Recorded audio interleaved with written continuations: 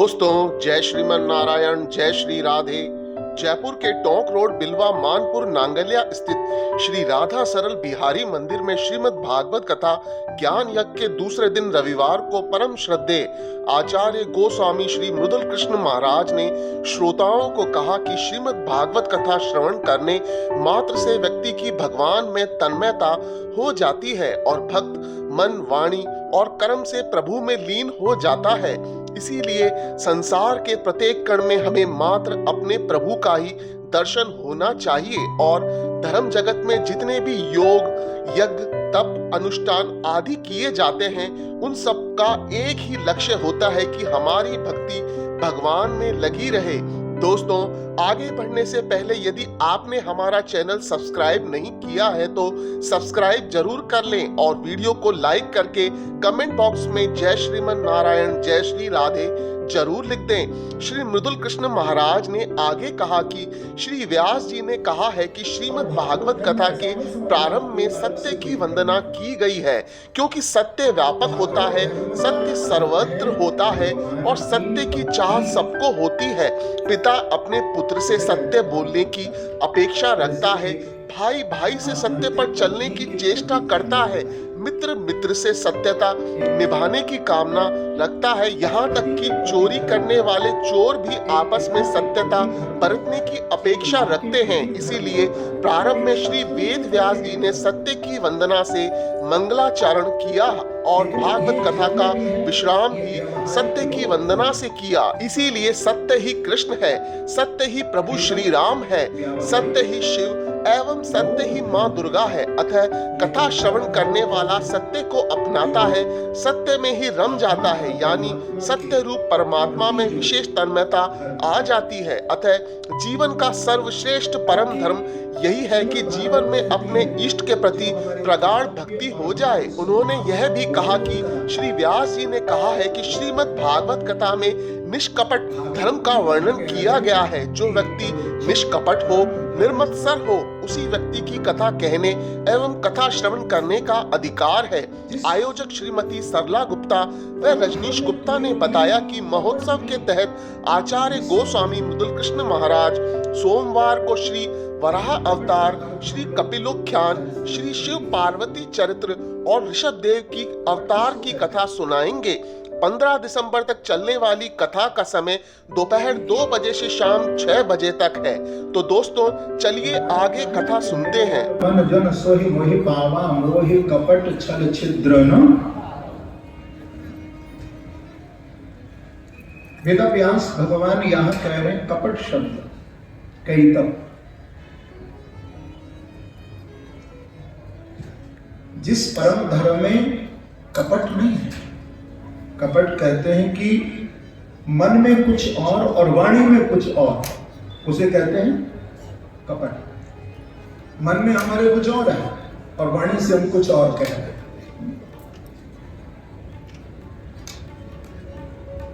मंदिर में भगवान के गए और भगवान को प्रणाम कर रहे हैं और कह रहे हैं कि धर्म न अर्थ न काम रुचि। क्या कह रहे हैं प्रभु से? धर्म न अर्थ न काम रुचि। पर वहीं यदि कोई किसी के पॉकेट से यदि 500 का नोट गिर गया तो भगवान को कह रहे हैं, क्या बोला फिर आप जरा बोलिए ना? धर्म न अर्थ ही काम। और वो 500 का नोट देखा, झट उस पर पांव अपना रख दिया।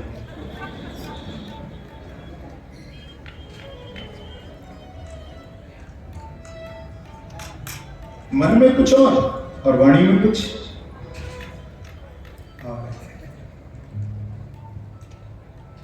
ये कपट है। वास्तविकता में तो जो हमारे मन में हो तो हम यही कहें कि बल बुद्धि विद्या देव मोह हरऊ कलेश। बल बुद्धि विद्या देव।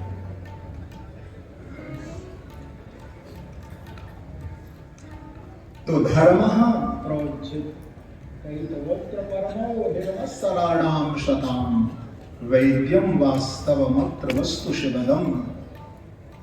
वास्तव वस्तु कौन है? बोले भगवत तत्व है, उसी से शिवदम इस जीव का कल्याण होगा।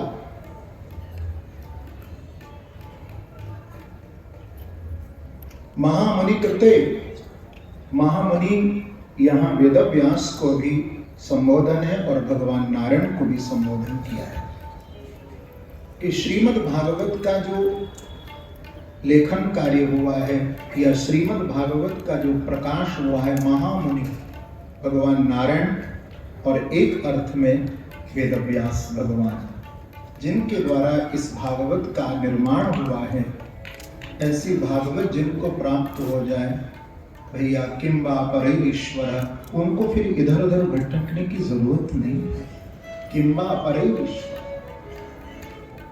यदि श्रीमद् भागवत आपको प्राप्त हो गई तो वेदव्यास भगवान कहते हैं कि मन में आपके यदि श्रीमद् भागवत का संकल्प ही हो गया कि बस हम भागवत की कथा को सुनेंगे, तो इतना संकल्प करते ही, अभी कथा नहीं सुनी, वेदव्यास भगवान कहते हैं कि मन में संकल्प मात्र से ही आपके श्री कृष्ण बांकी बिहारी जी आकर के विराजमान होते हैं। प्रभु विराजमान होते हैं।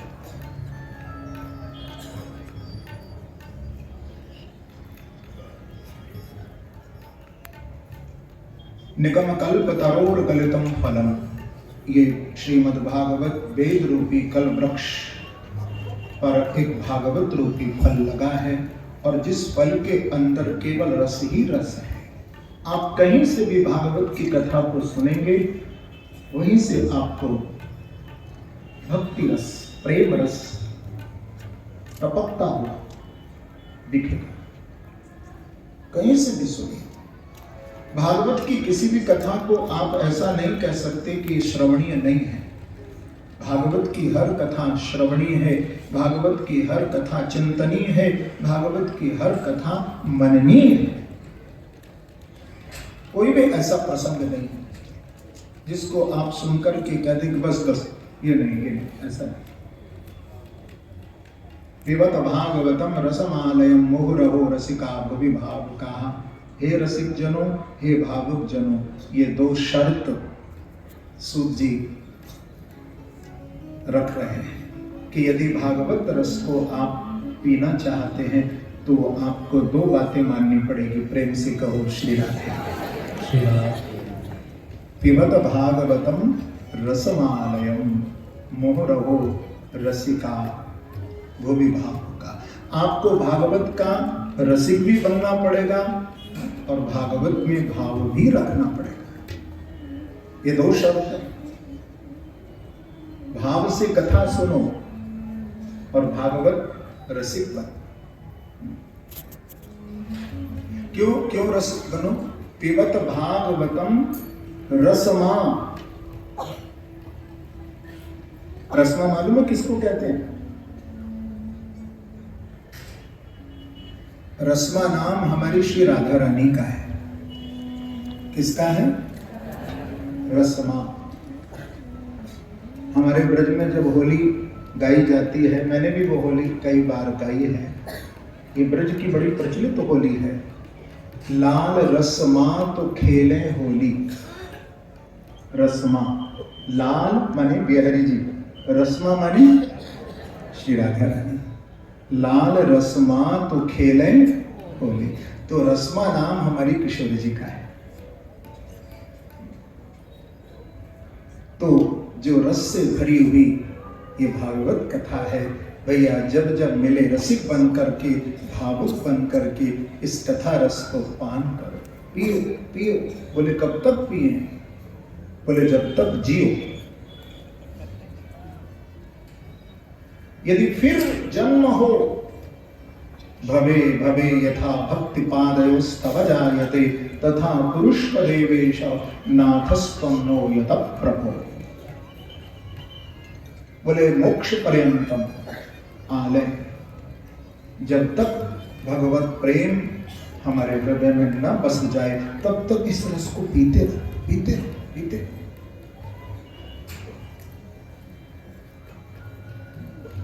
एक बार नैमिषारण्य में 88,000 सोनकाद ऋषि एकत्र हुए थे और सूत जी महाराज से सोनकाद ऋषियों ने प्रश्न किया है कि त्वया खलु पुराणानि सेतहासानि चानघ आख्यातान्यप्यधीतानि धर्मशास्त्राणि ग्रन्थानि। यहाँ सोनकाद ऋषियों ने सूत जी के चरणों में 6 प्रश्न किए हैं। पहला प्रश्न किया है कि भगवान आप ये बताइए कि मानव जीवन में इस मानव का एकांतिक कल्याण कैसे हो। दूसरा प्रश्न किया है कि तत्व क्या है,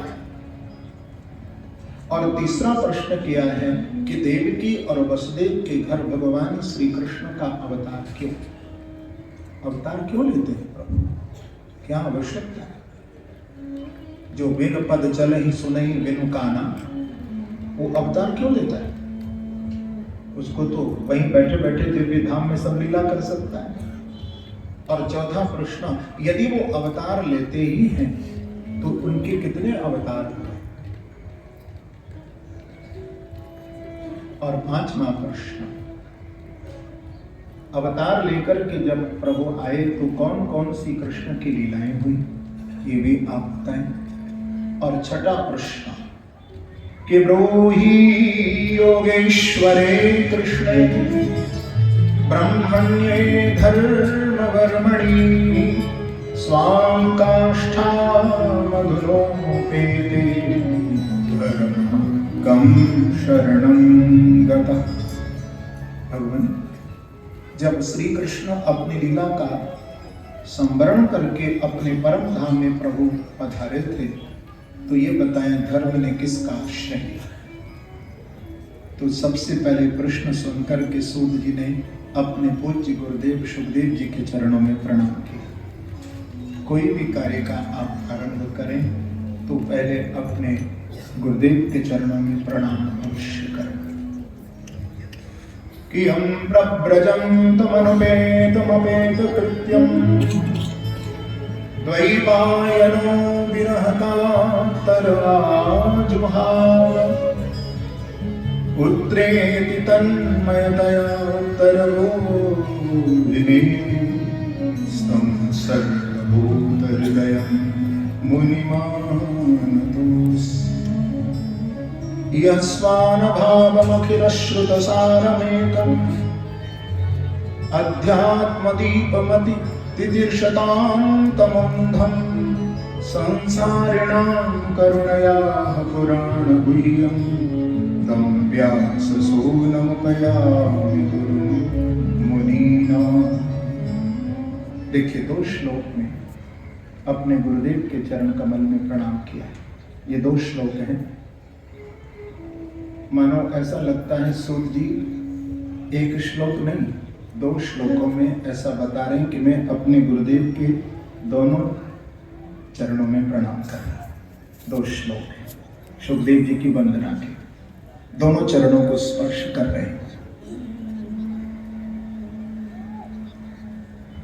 सुखदेव जी को प्रणाम किया अपने गुरुदेव को, और प्रणाम करके कहा कि सोनकाद ऋषियों आपने बहुत सुंदर प्रश्न किया है। आपने जो पूछा कि जीव का परम धर्म क्या है, सबै पुंसाम परो धर्मो यतो भक्त दुक्षते। आपने अभी भी सुना कि परम धर्म जीव का भगवान की भक्ति है। धर्म और परम धर्म में यही अंतर है। धर्म क्या है? अहिंसा सत्यम अस्तेयम शौचमेन्द्रिय निग्रह दया दानम च संतोषो दशकम धर्म साधनम, ये धर्म है। लेकिन परम धर्म क्या है? भगवान की भक्ति। यदि कोई हम धर्म कार्य करें कोई भी, और यदि भगवान के चरणों में हमारा प्रेम न हो, हाँ? जैसे अब इतना बड़ा यज्ञ हो रहा है, हाँ?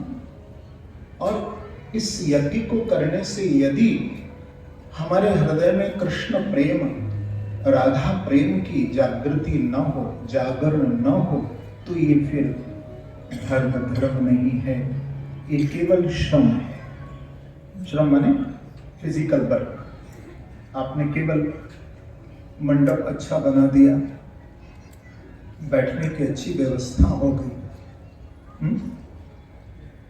और सब कुछ ठीक ठाक है, लेकिन ये धर्म कार्य आपका जो परम धर्म में यदि परिवर्तित नहीं हुआ, माने इस धर्म कार्य को करके यदि कृष्ण प्रेम, राधा प्रेम हमारे हृदय में जागृत हो गया, तो वास्तव में हम परम धर्म को प्राप्त कर चुके। धर्म भी किया और परम धर्म प्रभु से प्रेम भी हुआ, अन्यथा श्रम एव ही केवलम, केवल श्रम है। केवल हमने भाग दौड़ कर ली, बस